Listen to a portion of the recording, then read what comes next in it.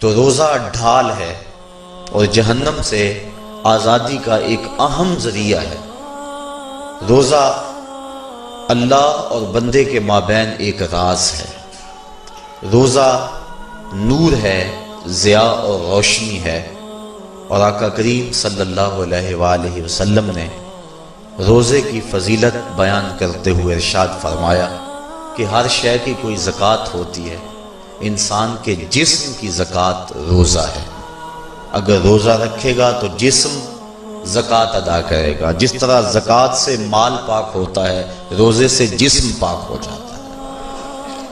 اور روزہ ویسے بھی انسان کے لیے شفا کا پیام ہے۔ فرمایا کہ سحری کھایا کرو، چونکہ سحری کے کھانے کے اندر بھی اللہ نے برکت رکھی ہے۔ تو یہ ماہ صیام اپنے دامن میں برکتیں لے کر، رحمتیں لے کر نازل ہوتا ہے۔ اس کا پہلا حصہ رحمت، درمیانی حصہ مغفرت، اور آخری حصہ جہنم سے آزادی کا مجدہ جاں فضا ہے۔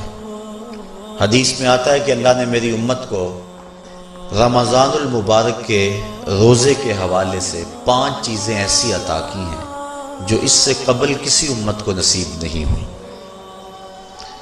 ایک تو یہ کہ رمضان المبارک کے اندر روزہ رکھنے والے کے معدے سے جو بو نکلتی ہے، اللہ کو وہ مشک سے زیادہ محبوب ہے۔ دوسری بات کہ جب ماہ صیام آتا ہے تو شیاطین کو جکڑ دیا جاتا ہے۔ تیسری بات کہ روزے دار جب تک روزے میں رہتا ہے، فرشتے اس کے لیے مغفرت کی دعائیں کرتے رہتے ہیں۔ اور چوتھی بات، جب ماہ صیام کی آخری رات آتی ہے تو اس کے سارے گناہوں کو بخش دیا جاتا ہے اور اس کو جہنم سے آزادی کا پروانہ مل جاتا ہے۔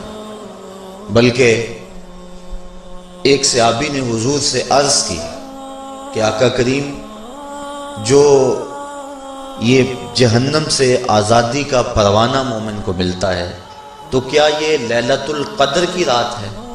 تو آقا کریم نے فرمایا نہیں، جب مزدور اپنی مزدوری مکمل کرتا ہے، جب اس کی دہاڑی پوری ہو جاتی ہے تو پھر اس کو اس کا مالک کچھ دیتا ہے، تو یہ جو اس کو بخشش اور مغفرت کا مجدہ جاں فضا دیا جاتا ہے، یہ اس کی مزدوری ہے۔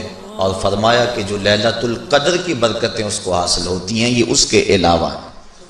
اور یہ اللہ تعالیٰ جل شانہ نے خاص کرم نوازی فرمائی بندہ مومن پر کہ اس کو یہ بابرکت رات عطا فرمائی۔ اور 5ویں فضیلت جو اس کو دی گئی، روزہ دار کو اور حضور سے قبل جو امتوں میں لوگ روزے رکھتے تھے، یہ فضیلتیں ان کو نہیں عطا کی گئی۔ جنت کو پورا مومن کے لیے آراستہ و پیراستہ کیا جاتا ہے۔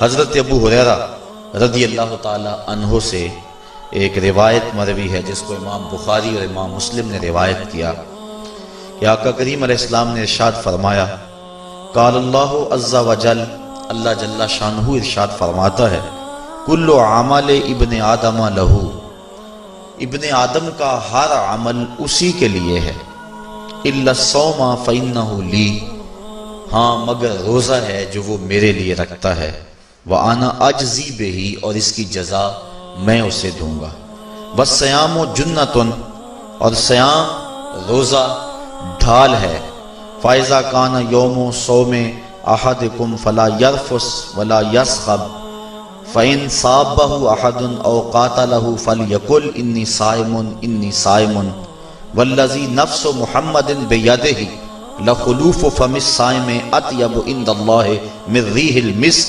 لِلصَّائِمِ فَرْحَتَانِ يَفْرَحُهُمَا إِذَا أَفْطَرَ فَرِحَ بِفِطْرِهِ وَإِذَا لَقِيَ رَبَّهُ فَرِحَ بِصَوْمِهِ۔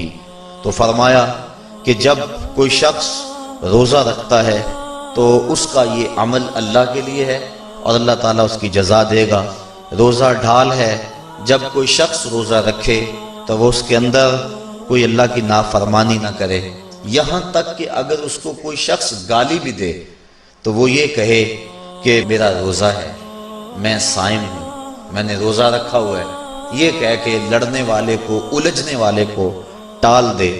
حضور نے ارشاد فرمایا مجھے قسم ہے اس رب کی جس کے قبضے میں محمد کی جان ہے کہ روزہ دار کے معدے سے جو بو نکلتی ہے اللہ کو وہ مسک یعنی کستوری کی خوشبو سے زیادہ محبوب ہے۔ اور روزہ دار کے لیے دو خوشیاں ہیں، ایک خوشی اس کو اس وقت ملتی ہے جب وہ روزہ افطار کرتا ہے، اور دوسری خوشی اس کو اس وقت ملتی ہے جب اس روزے کے صلے میں اسے اپنے رب کا دیدار نصیب ہوگا۔ یہ بات ذہن میں رکھیں کہ اس دنیا پر سب سے بڑی دولت جو حضرت انسان کو دی گئی ہے وہ دولت ایمان ہے، اور قیامت کے دن سب سے بڑی دولت جو اہل ایمان کو دی جائے گی وہ اللہ تعالیٰ کا دیدار ہوگا۔ جنت کے حور و قصور، جنت کے محلات، جنت کی اعلی نعمتیں، دنیا کی کوئی دولت اور دنیا کی کوئی نعمت جنت کی کسی نعمت کا مقابلہ نہیں کر سکتی، لیکن جنت والے جنت میں جا کر جس نعمت کو سب سے بڑا سمجھیں گے، اور وہ ہوگی بھی حقیقت میں سب سے بڑی نعمت، ایسی نعمت کہ اس نعمت کے ملنے پہ باقی ساری نعمتوں کو بھول جائیں گے، وہ یہ ہے کہ رب اپنے رخ کرم سے پردہ ہٹا دے گا اور ان کو اپنا دیدار عطا فرما دے گا۔ تو یہ سب سے بڑی دولت جو مومن کو آخرت میں نصیب ہوگی یہ روزے کے صلے میں نصیب ہوگی۔ یہ روزے کا وہ ثمر ہے، یہ روزے کا وہ پھل ہے جو اللہ اہل ایمان کو قیامت کے دن عطا فرمائے گا۔